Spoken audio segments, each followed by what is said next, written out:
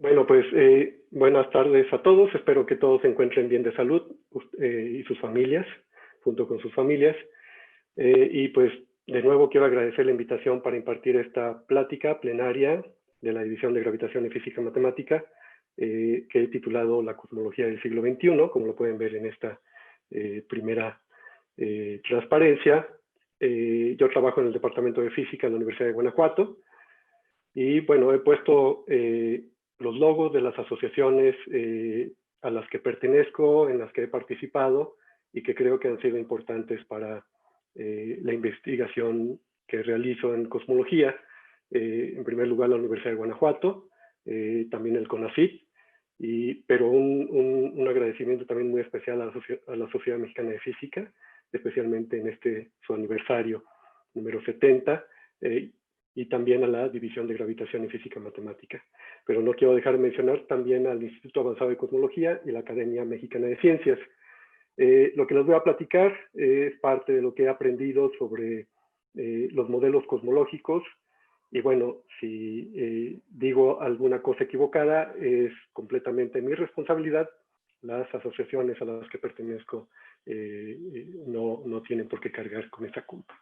Entonces, permítanme iniciar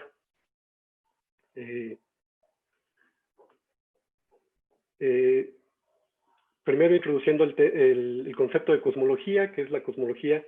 Esta es una definición debida al profesor John Peacock, que me gusta mucho, que dice que la cosmología es la parte de la ciencia que tiene el modesto propósito de entender el universo entero y todo lo que contiene.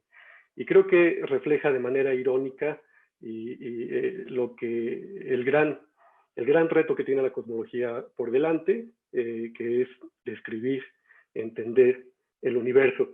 Y por universo aquí hay que tener en mente todo lo que ustedes crean que es el universo, es decir, en principio es todo lo que es, todo lo que existe, todo lo que ha sido, todo lo que ha existido.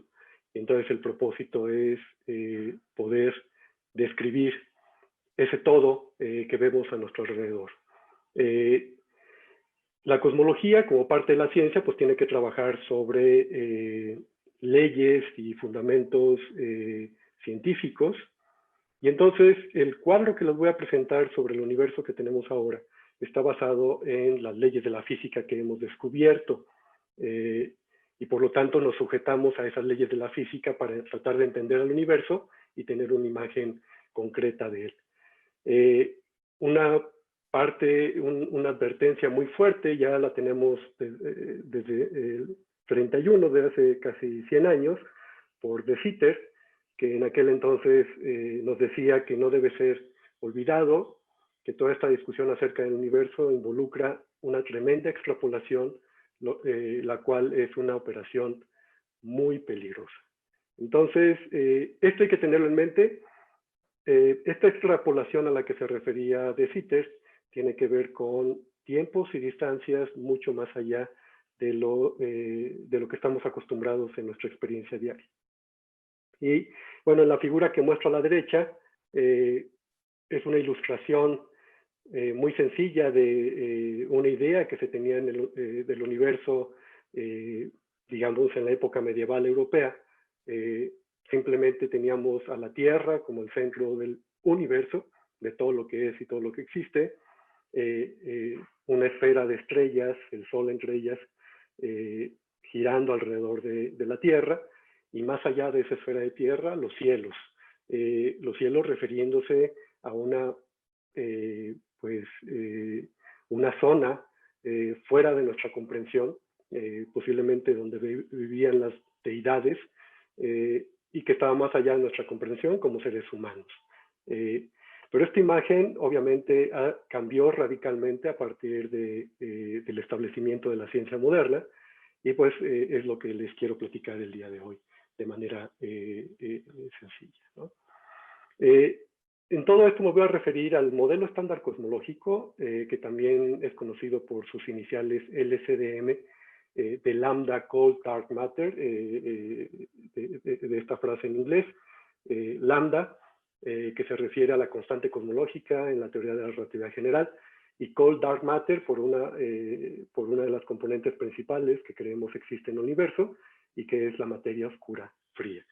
Pero en general lo voy a referir como el modelo estándar cosmológico para indicar que es el modelo de referencia, que es el modelo que se ha construido a lo largo de prácticamente una centuria ya y que está basado en nuestras leyes físicas.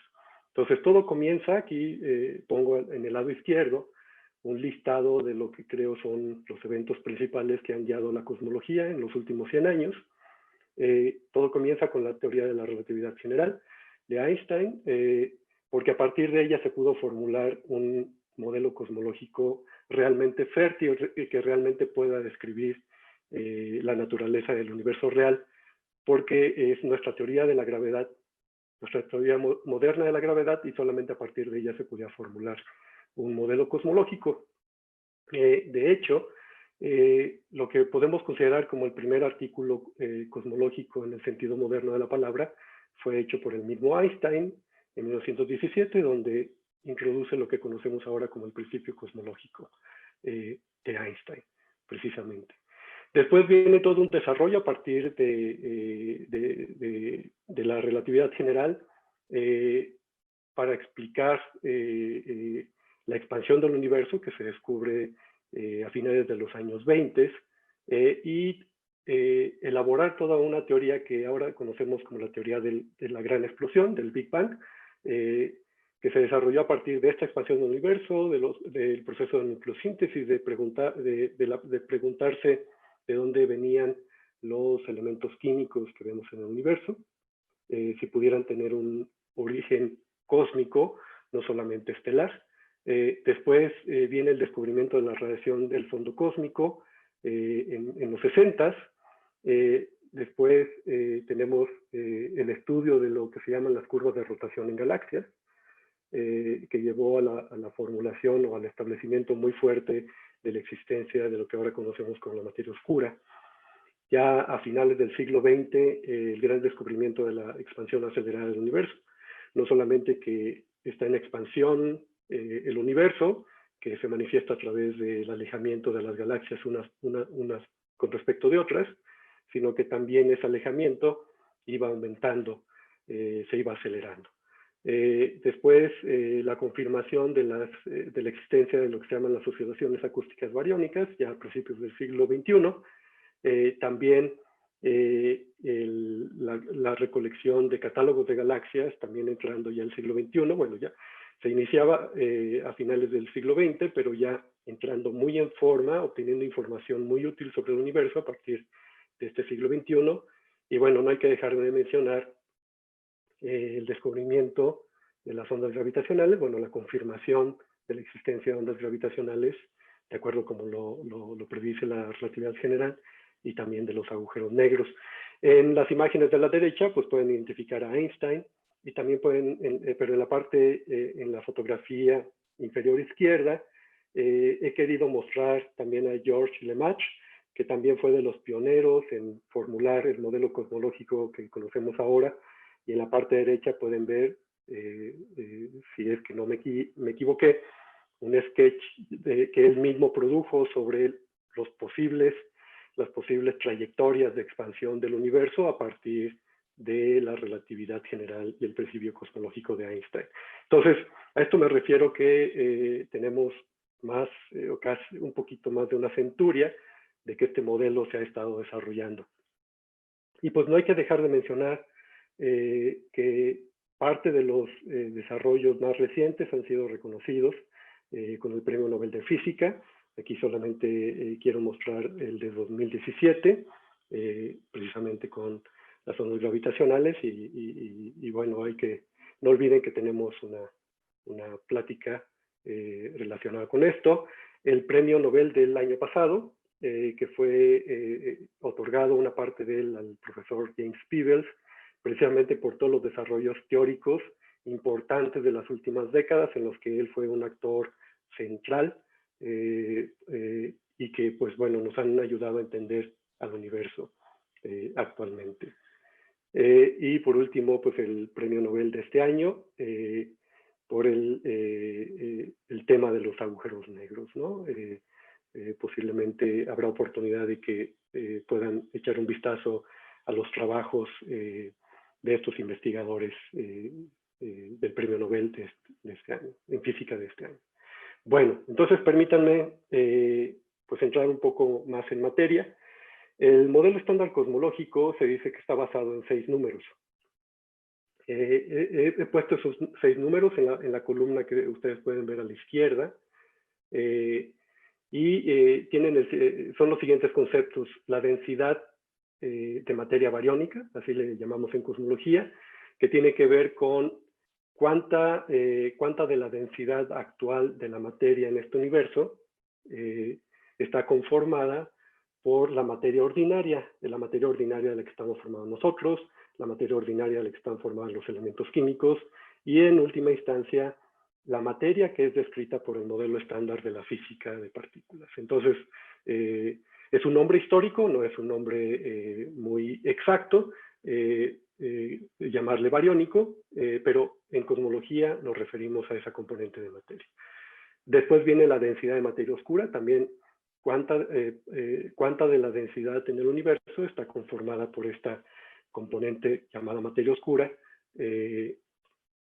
que creemos es la responsable de la formación de la estructura cosmológica, la principal responsable de la formación de la estructura cosmológica. Después viene lo que conocemos como la escala acústica, más adelante voy a dar una definición un poco más precisa, pero tiene que ver con los picos acústicos que vemos en las anisotropías de temperatura de la radiación del fondo cósmico. También está la profundidad óptica, que tiene que ver con la etapa de reionización que ocurrió en el universo a partir de la formación de las primeras estrellas y que por lo tanto provoca un opacamiento de la radiación del fondo cósmico de radiación, y esta es una cantidad importante también dentro de la evolución del universo. Aquí está la cantidad tau de la profundidad óptica, pero que también se traduce en un corrimiento al rojo, que es una cantidad importante que se puede determinar de varias formas en cosmología. Y aquí apunta un corrimiento al rojo de 7.82. Después voy a platicar un poco sobre el corrimiento al rojo y su significado. La amplitud de fluctuaciones primordiales de densidad o de curvatura.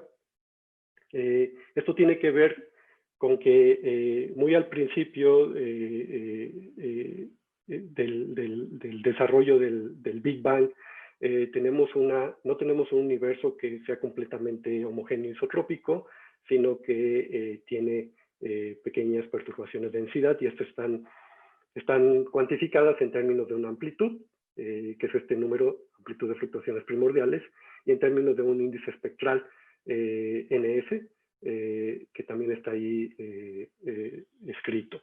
Entonces, en principio, estos son los 6 números base del modelo estándar cosmológico, pero no son los únicos números. Estos son los números que se varían y que hay que estar determinando a través de distintas observaciones, pero hay otros números que también ya están fijos de antemano por otras observaciones o por nuestros prejuicios teóricos.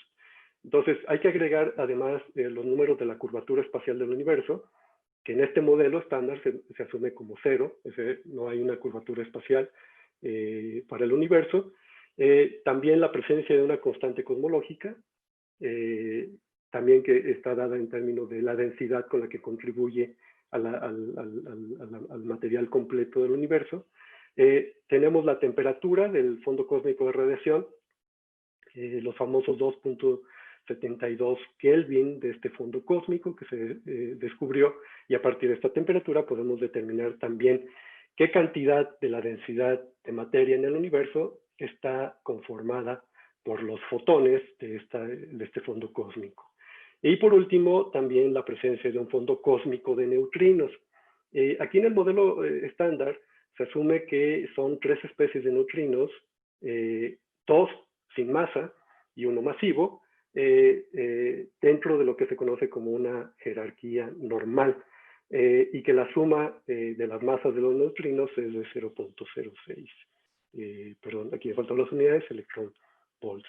Entonces, Tomamos este modelo, además de las leyes físicas que conocemos, la relatividad general, el modelo estándar de física de partículas, la electrodinámica, todo lo que hemos aprendido, mecánica estadística, y entonces ponemos a andar un universo en expansión con estas cantidades y obtenemos una imagen del universo, que espero hayan podido ver, que estaba ilustrada por un video que mostraba precisamente cómo creemos que es la evolución a partir de estos números y a partir de la física que conocemos.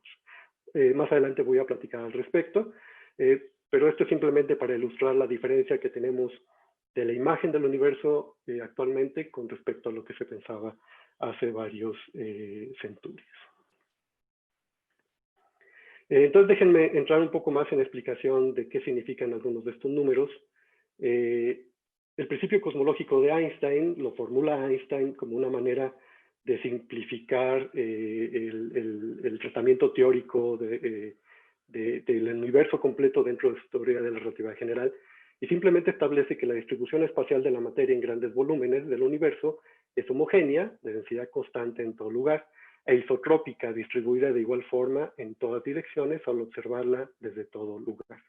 Entonces, el principio cosmológico de Einstein está inspirado en el principio copernicano de que la Tierra no ocupa un lugar privilegiado en el universo, y además de que observamos isotropía, la distribución isotrópica de materia alrededor nuestro, en particular del fondo cósmico de radiación.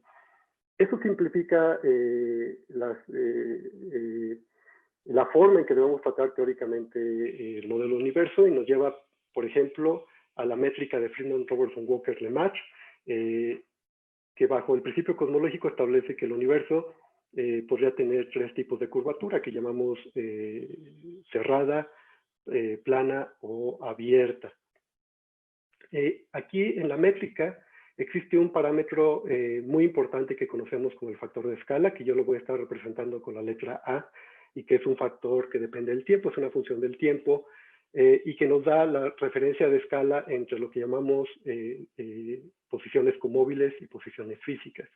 Y entonces, toda la dinámica del universo, en primera aproximación, está contenida en este factor de escala. Y una cuestión muy importante es que este factor de escala está ligado directamente con un observable que es el corrimiento al rojo. Resulta que la luz que nos llega de objetos lejanos la podemos distinguir que no está en las longitudes de onda que vemos de los elementos en laboratorios terrestres, sino que viene con una longitud de onda mayor. Esto es un efecto gravitacional, es un corrimiento al rojo gravitacional debido a la expansión del universo. Y esa expansión, como está codificada dentro del factor de escala, pues también se puede relacionar con el corrimiento al rojo. Entonces, el factor de escala, a pesar de que es un elemento teórico en la métrica del universo, está relacionado directamente con un observable, que es el corrimiento al rojo de la luz que observamos alrededor nuestro en el universo. ¿Qué sustento hay para el principio cosmológico? El principal sustento para el principio cosmológico sigue siendo el fondo cósmico de radiación, que vemos un fondo isotrópico alrededor nuestro, y si pensamos en el principio copernicano de que nuestra posición no es nada especial, suponemos que todo observador en el universo debe observar también un fondo cósmico isotrópico a su alrededor. Por lo tanto, este es el sustento más fuerte que tenemos para creer que el principio cosmológico de Einstein es correcto, a pesar de que él tuvo otras razones para implementarlo. Lo que también quiero mostrar en la imagen que tienen en la parte superior derecha es la distribución real que vemos en el universo alrededor de la Vía Láctea. Ustedes podrían pensar de que la distribución no se ve muy homogénea isotrópica, pero lo que ya vemos a este tipo de escalas es la influencia que ha tenido la gravedad a nivel local y que ha provocado la formación de estructura. Entonces, este tipo de estructura es consecuencia también de los efectos gravitacionales a nivel cosmológico, y bueno, voy a seguirles hablando un poco más de ellos en las siguientes transparencias. ¿Qué tipo de cosas se pueden calcular en este modelo cosmológico? Voy a mostrar algunos cálculos muy sencillos. Obviamente todo el aparato teórico es muy grande, es muy sólido, pero aquí solamente quiero explicar algunos conceptos sencillos. Si uno toma las ecuaciones de Einstein y luego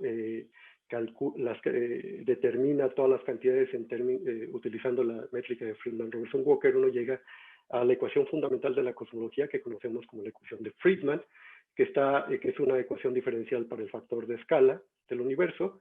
Y allí también ustedes van a observar que aparece una H.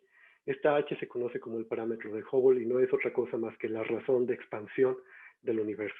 Y en la parte derecha de la ecuación diferencial aparece las componentes materiales del universo. Entonces, la ecuación de Friedman simplemente nos dice las componentes materiales del universo influyen en la manera en que el factor de escala se va a comportar y en particular cómo se va a expandir el universo. Uno puede calcular distancias a distintos objetos en el universo y una cantidad que se utiliza bastante es la distancia luminosa, que tiene que ver con la densidad del flujo de radiación que recibimos de una fuente luminosa dividida entre la distancia al cuadrado a la que se encuentra. Si uno utiliza la métrica de Friedman-Robertson-Walker, uno puede demostrar que la expresión exacta de la distancia luminosa es la integral que muestro en la parte baja de la transparencia, y lo que muestro allí es una aproximación en términos de bajo corrimiento al rojo. Entonces, fíjense que la integral está en términos del corrimiento al rojo. Entonces, estamos calculando distancias hacia objetos de los cuales vemos un cierto corrimiento al rojo, y la aproximación que estoy poniendo allí es a pequeños corrimientos al rojo. Las longitudes de onda han cambiado un poco con respecto a sus valores de referencia en el laboratorio. Entonces, el primer término que aparece allí es lo que llamamos la ley de Hubble, de que la distancia a la que se encuentra el objeto luminoso es proporcional a su corrimiento al rojo. En Hubble, cuando hace este descubrimiento, lo pone en términos de velocidades, que no es otra cosa más que la velocidad de la luz multiplicada por el corrimiento al rojo. Y el parámetro de proporcionalidad con la distancia es el famoso parámetro de Hubble, que lo denominamos con H0. Pero si nos vamos al siguiente orden, tenemos lo que se llama el parámetro de desaceleración, que es la Q sub 0. Entonces, estos son los primeros dos efectos que uno podría tratar de mirar en la expansión del universo, la proporción entre velocidades y distancias, y luego si esa expansión es acelerada, desacelerada o de manera constante, simplemente con expansión constante en el tiempo. Como lo acabo de mencionar, la expansión del universo se descubre, esta relación entre distancias y corrimiento al rojo, se descubre de manera determinante por Edwin Hubble en 1929, donde se confirma una relación lineal que coincide con esta primera aproximación de distancias dentro del modelo cosmológico. Posteriormente se han hecho estudios mucho más amplios, claramente, sobre la expansión del universo, tratando de medir distancias a objetos más lejanos y tratando de verificar no solamente la ley de Hubble en primera aproximación, sino tratar de ver todos los términos que pudieran aparecer en la relación entre distancia y corrimiento al rojo. Entonces aquí tenemos un diagrama mucho más amplio, y una de las cantidades que fue importante determinar desde el principio es esta constante de Hubble, H sub 0. Ahorita voy a mencionar qué importancia tiene, pero este es uno de los parámetros fundamentales de la cosmología moderna, y aquí pueden ver en la figura que está en la izquierda el desarrollo de la medición de este parámetro a partir de los 20 del siglo pasado hasta aproximadamente la fecha presente. Tenía un valor muy alto, de un poco más de 600 kilómetros por segundo sobre megaparsec, que son las unidades en las que se reporta, pero en las últimas décadas ha convergido a un número alrededor entre entre 50 y 100. Entonces, este parámetro fue importante medirlo. ¿Por qué? Porque a partir de él podemos determinar distancias y edades y tiempos en el universo.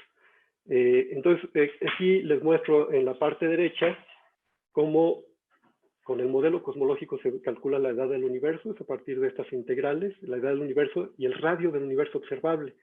Y en todas ellas juega un papel el parámetro de Hubble, esta h sub 0, porque esta h sub 0 va a determinar la escala de tiempo del universo y la escala de distancia típica del universo. Entonces, con el modelo cosmológico llegamos al número de 13.780 millones de años para la edad del universo, desde la ocurrencia del Big Bang hasta el tiempo presente, y para el radio del universo observable, 46.000 millones de años luz.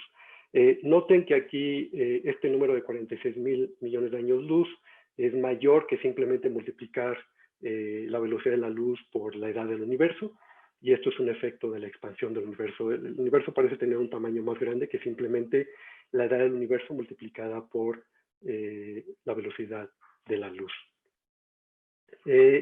Más recientemente ha surgido un gran problema que se conoce como la tensión de Hubble, y sucede que a pesar de que las mediciones del parámetro de Hubble han ido convergiendo con el tiempo en los últimos años, las mediciones que tenemos ahora son de tan alta precisión que comienza a haber discrepancias entre distintas mediciones utilizando diferentes observables en el universo, y tenemos ahora el siguiente cuadro que está en la figura de la izquierda, donde se muestra la medición de este parámetro de Hubble, de esta constante de Hubble, y los diferentes experimentos que la han tratado de determinar.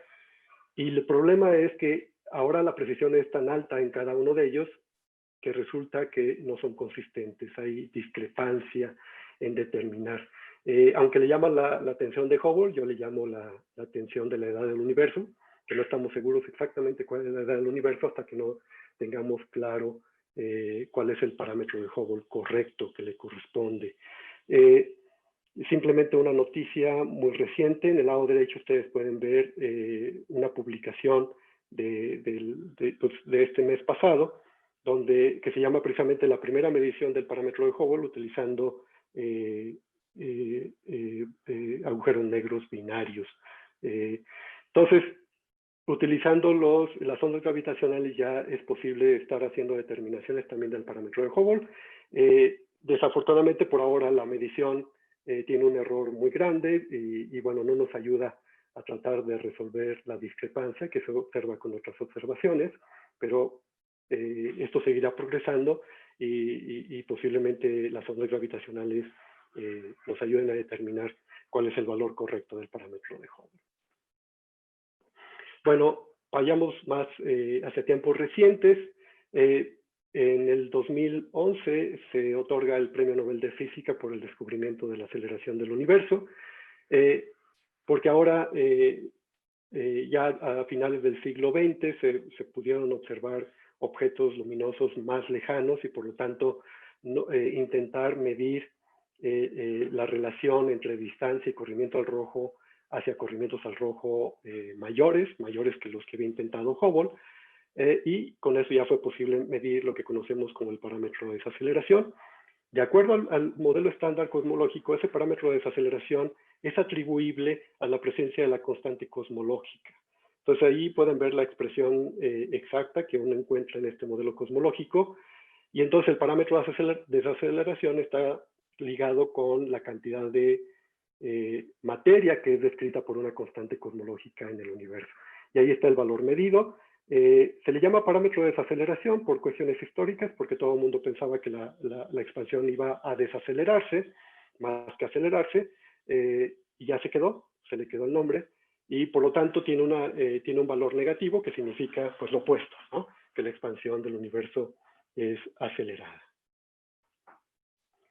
Bueno, dentro del modelo estándar cosmológico, lo que tenemos es entonces una descripción de la historia del universo. Aquí he tratado de resumirla de manera muy breve, y lo que ustedes pueden ver en las figuras típicas como la que está en la parte izquierda de la transparencia, que les muestran la expansión del universo y varias etapas, tiene cantidades muy específicas una vez que se determinan los parámetros del modelo cosmológico. Entonces, en cosmología dividimos la evolución del universo en 3 etapas principales. La primera la llamamos de radiación dominante. Ustedes pueden ver las cantidades para el parámetro, para el factor de escala, los tiempos a los que se refiere a partir de la ocurrencia del Big Bang. Por ejemplo, radiación dominante antes de 50.000 años. Y cómo la física nos va indicando el tipo de fenómenos que vamos a encontrar en este tipo de etapas. Entonces, algo muy interesante que sucede durante la etapa de radiación dominante es el proceso de nucleosíntesis, la formación de núcleos atómicos debido al enfriamiento del plasma primordial por medio de la expansión del universo, y también la formación de un fondo cósmico de neutrinos. Después tenemos la etapa de materia dominante. Ustedes pueden ver ahí que es una etapa que en tiempo es mucho más amplia, desde 50.000 años hasta del orden de 10.000 millones de años. Y aquí lo importante, ¿por qué se llama materia? Pues porque comienza a tener relevancia la presencia de la materia oscura. Entonces, esta etapa de materia dominante es donde se forma la estructura cosmológica dirigida por la presencia de la materia oscura. También se forman los átomos y también se forma el fondo cósmico de fotones que observamos al día de hoy. Por último, tenemos la etapa de energía oscura dominante, donde, bueno, el fenómeno principal es la aceleración de la expansión del universo y motivado por la presencia dominante, por eso le llamamos así, de la energía oscura. En el modelo cosmológico, por la presencia, la influencia de la constante cosmológica, y sería la etapa en la que nos encontraríamos actualmente. Déjenme les platico entonces cómo determinamos estos parámetros cosmológicos, algunas cosas interesantes que han surgido. El experimento que estuvo liderando la determinación de los parámetros cosmológicos fue el estudio de las anisotropías de temperatura del fondo cósmico de radiación. Este es un fondo cósmico, como les había indicado, que vemos de manera isotrópica alrededor nuestro, con una temperatura de 2.725 Kelvin. Y lo muy interesante que tiene es que cuando uno ve la distribución de la intensidad de este fondo cósmico en términos de longitud de onda, sigue de manera muy precisa la curva de lo que llamamos el cuerpo negro, ¿no? Ustedes pueden ver en la figura de la izquierda, es una figura muy conocida en cosmología, donde pueden ver los puntos observacionales para determinación de este espectro de intensidad con respecto a la longitud de onda, los puntos observacionales, la curva teórica comparada con la curva teórica, que es la línea sólida, y los errores en la medición que están multiplicados por un factor de 400. De hecho, si no estuvieran multiplicados por este factor de 400, no se lograrían apreciar en la figura. Entonces, que este fondo cósmico tenga un espectro planckiano con muy alta precisión es una de las cosas más interesantes de la evolución del universo. Y eso nos lleva a que en algún punto de la evolución temprana de este universo estuvo en un estado de equilibrio térmico a muy alta temperatura. Y lo interesante es que debido a que tiene este espectro térmico, podemos trazar la evolución de la temperatura del universo, porque este espectro de cuerpo negro se ha mantenido a lo largo de la expansión del universo y solamente ha tenido cambios de forma. Y aquí simplemente les indico la figura que está a la derecha, cómo han sido los cambios de forma de este espectro. Ha mantenido su forma, lo que significa que para hacerlo, si ustedes recuerdan, bueno, ya está, ahí pueden ver también la expresión para la distribución de cuerpo negro. La frecuencia está sufriendo, está disminuyendo con la expansión del universo, es el efecto contrario al corrimiento al rojo, con la longitud de onda que crece. Pero para mantener la forma del espectro, entonces eso significa que la temperatura también debe ir decreciendo con la expansión del universo. Y por lo tanto, también se establece una relación no solamente entre el factor de escala y el corrimiento al rojo, sino entre el corrimiento al rojo y lo que llamamos la temperatura del universo. Entonces, etapas del universo que observamos a altos corrimientos al rojo también significa que corresponden etapas donde el universo tenía una temperatura mayor que la que tiene actualmente. Y observen esta relación muy, muy interesante entre la temperatura y el factor de escala, que es simplemente inversa. Bueno, ese es un elemento muy importante a través de que podemos calcular la temperatura del universo a través del fondo cósmico, pero también muy importante fue descubrir, bueno, se había predicho, pero después obviamente se verificó que había anisotropías de temperatura. Los fotones que recibimos de diferentes direcciones en el universo tienen diferente frecuencia, y esto tiene que ver con el campo gravitacional por el cual fueron viajando estos fotones. Las imágenes que están en la izquierda muestran de manera pictórica anisotropías de temperatura y de polarización de la radiación del fondo cósmico, y las figuras que están a la derecha son los espectros en términos de expansiones multipolares de las direcciones en la esfera celeste. Estos espectros ustedes se los pueden imaginar como si fueran espectros de Fourier de las señales que estamos recibiendo de los fotones. Y estas son las mediciones más recientes a través de la colaboración Planck que se estableció. Y los puntos son las observaciones y las líneas sólidas azules son las predicciones del modelo estándar cosmológico, que como ustedes pueden ver hay muy buena concordancia. ¿Qué información se puede obtener a través de este espectro? Solamente por mencionarles alguna. Perdón, si nos vamos a multipolos pequeños, entre menores de 30, las mediciones que tenemos en esos multipolos nos dan información sobre el espectro primordial de perturbaciones. Esto nos dice que inicialmente, como condición inicial, había anisotropías de densidad y que se reflejan en las anisotropías de temperatura del fondo cósmico. Entonces, de ahí se obtiene información sobre el espectro primordial y sobre esos números que les platiqué anteriormente, la amplitud y su índice espectral. Y luego, de la posición del primer pico, se obtiene información sobre la curvatura espacial del universo. Les mencionaba que había 3 posibilidades, pues resulta que una vez que se determinó la posición de ese primer pico, que llamamos la escala acústica, se pudo hacer una determinación de la curvatura del universo.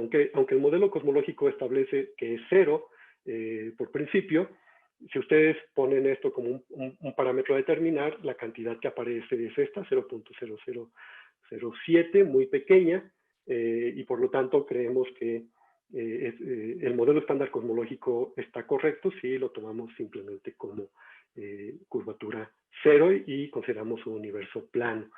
La posición, las alturas relativas entre los picos nos dan información sobre la cantidad de materia bariónica que contiene el universo.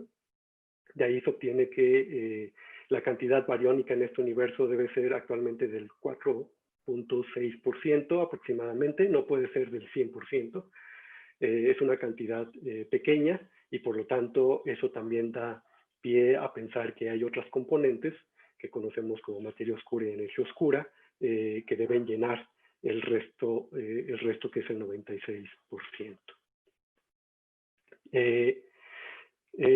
Sobre los neutrinos también hay información. Les dije que les había mencionado que se toma una jerarquía normal con una suma muy específica de la masa de los neutrinos, pero si ustedes hacen variaciones sobre si se trata de una jerarquía normal, una jerarquía inversa, y también dejando libre la suma de la masa de los neutrinos, también se pueden obtener restricciones bastante fuertes.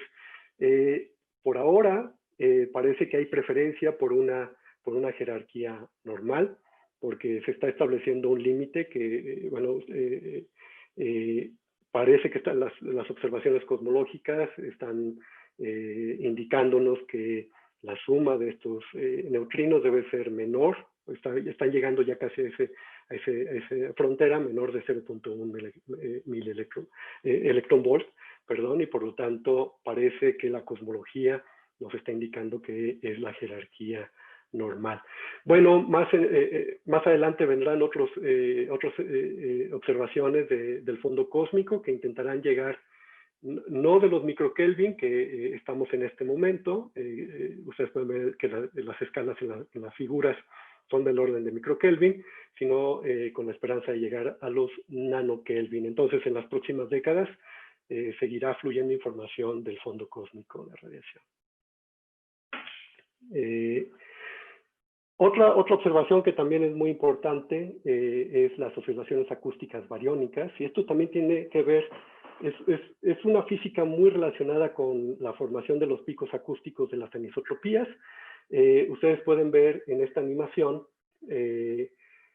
que al principio lo que nos indica el modelo estándar cosmológico es que teníamos un plasma primordial por los bariones, es decir, las partículas del modelo estándar de física de partículas, y los fotones. Era un plasma a muy alta temperatura y obviamente había una presión de radiación.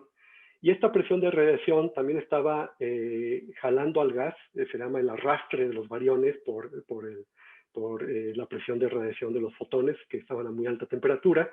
Ustedes lo pueden ver en la imagen, en esta animación, que la línea que indica, ustedes pueden ver la onda expansiva de los fotones en color rojo y cómo el gas va siguiendo esa onda expansiva de los fotones. Pero eso crea entonces distribuciones de materia, de la materia bariónica, con respecto a los centros de gravedad de la materia oscura. Aquí es muy importante mencionar que para que este efecto sea bastante visible en el cielo, también nos está indicando que debe haber materia oscura. La imagen pictórica que tenemos de estas oscilaciones acústicas bariónicas es es un radio alrededor de centros de gravedad en la distribución de galaxias.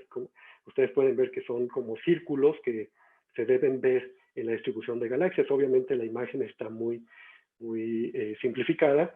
No es fácil tratar de determinar estos radios en la distribución de las galaxias, pero a partir del 2005 esto fue posible y se pudo establecer este radio con móvil de separación, que es de 147 megaparsecs, es la medición que se utiliza en la distribución de galaxias.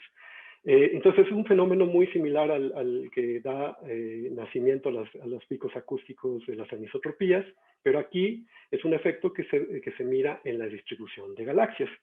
A mí me gusta hacer la analogía de que es similar a lo que han hecho con el cráter de Chicxulub, en donde cuando se hace el mapeo de los cenotes en la península de Yucatán, se puede vislumbrar un radio bastante claro, que sería el radio del cráter. Bueno, pues aquí es algo muy similar. Nos interesa ver la distribución de objetos que sí podemos visualizar y determinar su posición, y a partir de ello tener información sobre la composición del universo y su evolución. Estas oscilaciones acústicas bariónicas pueden ser utilizadas también para tratar de determinar el proceso de expansión del universo con el tiempo, como en la figura que muestro en la parte izquierda, que es lo que va a intentar hacer la colaboración internacional DESI, tratando de realizar mediciones lo más atrás en el tiempo. Ustedes pueden ver que son mediciones que intentan llegar hacia 12.000, 13.000 millones de años atrás, y realizar figuras como la que está en la parte superior derecha, que con el corrimiento al rojo uno trata de medir la evolución del parámetro de Hubble. Bueno, aquí en una combinación con el corrimiento al rojo. Y aquí también quiero mostrarles otra vez la tensión de Hubble, porque la medición que tenemos de objetos cercanos es de alrededor de 73 kilómetros por segundo sobre megaparsec, y sin embargo el modelo estándar cosmológico, ajustando estas variables que tiene y tratando de ser consistente con observaciones diferentes, como por ejemplo las oscilaciones acústicas bariónicas, no puede no puede darnos ese valor que miramos actualmente. Esta colaboración DESI en la que participamos está en los primeros procesos de realizar las mediciones. Desafortunadamente, pues la pandemia nos obligó a detener operaciones, pero esperamos ya pronto volverlas a retomar. Estamos participando investigadores de la Universidad de Guanajuato, de la UNAM, el ININ, el CINVESTAF, con el apoyo financiero del CONACYT. Esta es una colaboración que más o menos todavía le quedan 5 años de operación y va a tratar de obtener más datos sobre la evolución del universo. También ya está en preparación la próxima generación, que se conoce como el Rubin Observatory, anteriormente conocido como LSST, y donde también investigadores de estas instituciones estamos tratando de participar. Entonces estamos en proceso de pedir entrada a la colaboración, ojalá que nos sea concedido y podamos seguir participando en estos experimentos de siguiente generación que van a darnos información muy interesante sobre la evolución del universo. Déjenme ir ya en los últimos minutos a platicarles un poco sobre la materia oscura y los retos. Perdón, Luis, 5 minutos. Gracias. Podemos meter toda la información del modelo estándar cosmológico y tratar de ver la evolución. Y la evolución completa, desde la formación de las primeras galaxias, primeras estrellas, los cúmulos de galaxias, de las explosiones de supernovas, etcétera, etcétera. Esto se realiza a través de lo que llamamos simulaciones cosmológicas. El día de ayer el profesor Carlos Frenk dio una muy buena plática dándonos detalles sobre estas simulaciones cosmológicas y la información que podemos obtener. Pero aquí trato de ilustrarles lo difíciles que son de realizar. Bueno, ya el profesor Frenk lo dijo ayer, pero quiero remarcarlo, porque hay que ponerle información no solamente sobre la materia oscura, sino sobre los bariones, es decir, la materia ordinaria, y hay que ponerle hidrodinámica, y hay que encender las estrellas, hay que encender las supernovas, hay que ver la evolución de la temperatura del gas intergaláctico. Entonces son muy complicadas y requieren de mucho procesamiento computacional. Y todo esto porque queremos comparar los resultados de estas simulaciones cosmológicas con lo que observamos en las galaxias reales. Aquí, por ejemplo, en la figura de la derecha, les muestro observaciones que se tienen sobre las curvas de rotación en galaxias. A partir de los 70 del año pasado, pues fue una sorpresa de que las galaxias parecen tener más materia de simplemente la que observamos a través de las estrellas, y eso llevó al concepto de materia oscura. Se puede cuantificar cuánto se desvían las observaciones estimadas a través de la materia luminosa con respecto a las reales, ¿no? Y esto ha dado luz a toda una explosión de modelos de materia oscura, porque no sabemos qué es esta componente. Simplemente pensamos que es una componente fría, que significa que sus velocidades de dispersión son pequeñas, posiblemente conformada por partículas muy masivas, por lo tanto son no relativistas a pesar de las grandes temperaturas que hubo anteriormente en el universo, pero el camino está completamente abierto. Aquí simplemente un cuadro muy popular sobre todas las posibilidades que pueda haber sobre modelos de materia oscura. Entonces, esto es un camino completamente abierto de investigación que esperamos en los próximos años podamos tener más pistas sobre lo que puede ser. Entonces, siendo un poco más enfático en lo que se requiere para una simulación cosmológica, pues ahí esto es un cuadro que resume todos los procesos que ustedes tienen que tomar en cuenta para poder llevar una simulación cosmológica a que se parezca al universo real. Y entonces, de los elementos que hay que ponerle, pues es la teoría de gravedad, la materia oscura, la energía oscura y condiciones iniciales. Todo eso hay que meterlo en las grandes computadoras y que nos den información sobre el universo. Aquí les quiero platicar, ya para terminar, de un modelo que se conoce como el Fuzzy Dark Matter. Se los quiero platicar porque este es un modelo que hemos desarrollado en México. El pionero de este tipo de modelos en México es el profesor Tonatiuh Matus, que es el presidente actual de la Sociedad Mexicana de Física.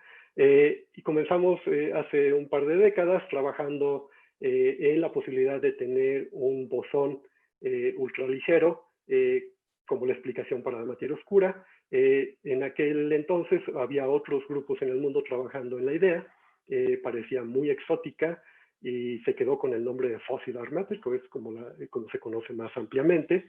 Pero esta idea comenzó siendo muy exótica y se ha convertido ahora en parte del lenguaje natural de la cosmología, porque tiene características que podrían ayudarnos a explicar discrepancias, algunas posibles discrepancias entre el modelo estándar de materia oscura y las observaciones en galaxias.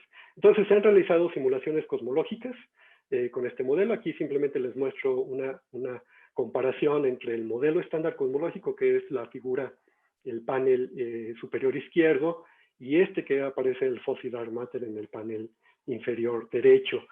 Se pueden ver diferencias debido a la naturaleza de esta materia oscura Fuzzy Dark Matter. Una cuestión muy interesante de este modelo es que predice que la masa de la partícula es muy ligera.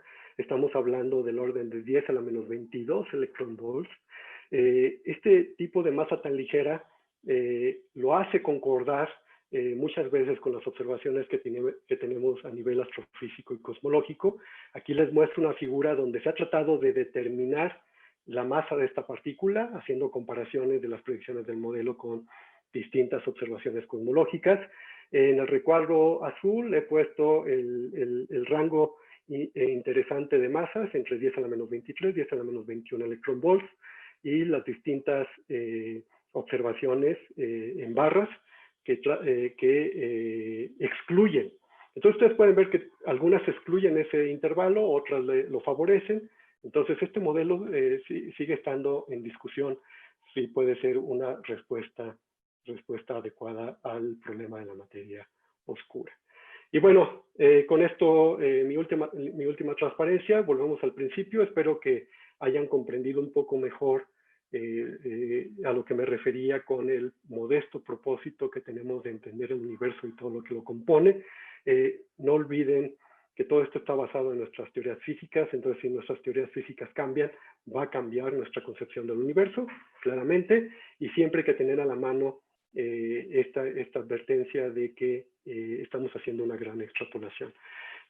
Aquí simplemente pongo un cuadro final de los elementos del modelo estándar cosmológico. No les pude hablar de inflación, espero en otra oportunidad, pero está la materia oscura, la gravedad, está basado en el principio cosmológico, tenemos la materia estándar, y bueno, hay que determinar la naturaleza de la materia oscura, de la energía oscura, y también entender las condiciones iniciales del universo. Eso seguramente nos tomará las siguientes 2 décadas, entonces esperen noticias de que va a haber anuncios muy importantes, posiblemente del descubrimiento de estas componentes, materia oscura y energía oscura. Y bueno, los invito a leer más sobre la cosmología. Hay simplemente por mencionar, hay un libro que he escrito con el profesor Tonatiuh Matus, donde tratamos de explicar y hablar mucho más sobre el modelo estándar cosmológico y nuestra visión del universo. Bueno, muchas gracias por su atención. Bueno, pues se nos consumió el tiempo. Muchas gracias al doctor Luis Ureña por su plática. Y bueno, creo que tenemos que solo una pregunta creo que voy a poder hacer. Y bueno, cualquier cosa, pues nos pueden visitar en la página de la División de Gravitación y Física Matemática. Por ahí les puse el link. Y bueno, ahí lo pueden también encontrar y contactarnos. Entonces, la pregunta que vamos a realizar entonces es la siguiente, por parte de Gustavo de la Cruz Santos. Su pregunta es, ¿cómo es la interacción de la materia oscura y energía oscura en el cosmos? Es decir, ¿cuál es la función de cada una? Esa es muy buena pregunta. En el modelo estándar cosmológico no hay interacción directa entre esas dos componentes, excepto a través de la interacción gravitacional. Y de estas componentes, con el resto de componentes del universo, tampoco hay ninguna otra interacción extra. Eso es lo que asume el modelo estándar cosmológico y hasta ahora ha sido muy consistente con la comparación con las observaciones. Sin embargo, sí hay modelos que incorporan algún tipo de interacción no gravitacional entre estas dos componentes, de forma que, por ejemplo, puedes tener la conversión de materia oscura a energía oscura o de energía oscura a materia oscura. Unos modelos que existían era, por ejemplo, que parte de la materia oscura se convirtiera en energía oscura. Entonces eso podría explicar por qué después de la formación de galaxias tenías la expansión acelerada del universo, porque había una conversión de cierta parte de la materia oscura, una vez que ya no, una parte que no quedaba concentrada en galaxias, quedaba libre para convertirse en energía oscura, y después de la formación de galaxias tenías que ver la expansión acelerada del universo. Pero hasta ahora no ha habido ningún indicativo de que haya algún tipo de interacción entre esas dos componentes. Pues muy bien, muchísimas gracias. Tenemos que finalizar, desgraciadamente. Y bueno, pues agradecemos nuevamente a Luis Ureña. Y bueno,